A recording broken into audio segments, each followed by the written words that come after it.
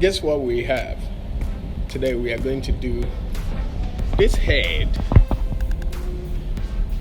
As you can see, the valves, everything is removed, the camshaft, the turbo, and guess what?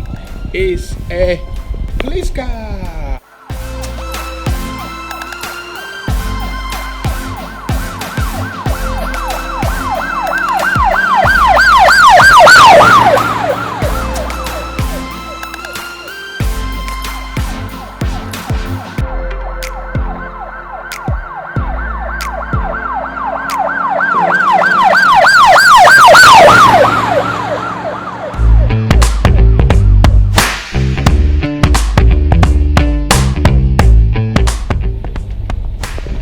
We have removed the police car and we are going to replace the head.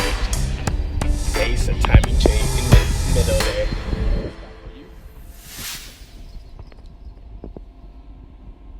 there.